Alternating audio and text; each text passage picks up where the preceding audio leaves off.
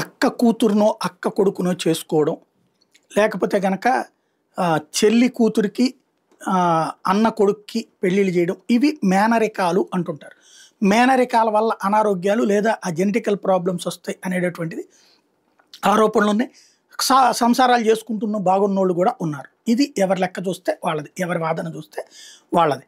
అయితే ముస్లిం సామాజిక వర్గం సాధారణంగా హిందూ సంప్రదాయంలో కానీ, క్రైస్తవ సంప్రదాయంలో కానీ బాబాయి కొడుకు, పెదనాన్న కొడుకు, పెదనాన్న కూతురు, బాబాయి కూతురు ఇట్లాంటి పెళ్ళిళ్ళు ఉండవు. అది సాధారణంగా ఇండియాలో అయితే ముస్లిం సామాజిక వర్గంలో కూడా అట్లాగే ఉంటుంది, ఆ పెళ్ళిళ్ళు ఉండవు.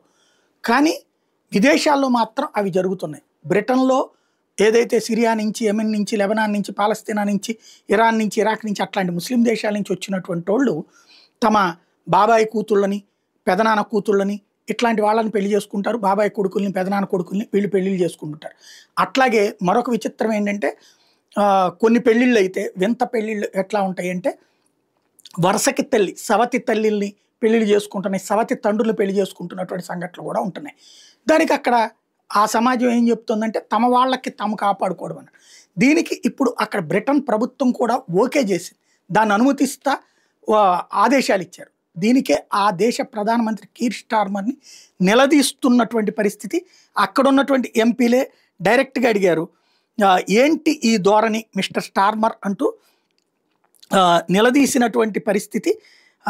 స్టార్మర్ అసలు తెలుసా మీకు, ఇట్లాంటి పెళ్ళిళ్ళు యాక్సెప్టబులా, బ్రిటన్లో ఈ విధంగా చేస్తారా, బ్రదర్సు, సిస్టర్సు, ఫాదర్సు, డాటర్సు, సన్సు, మదర్సు ఇట్లాంటి పెళ్ళిళ్ళు ఏ విధంగా కరెక్ట్ అన్నటువంటి పాయింట్ని రైజ్ చేసుకొచ్చారు.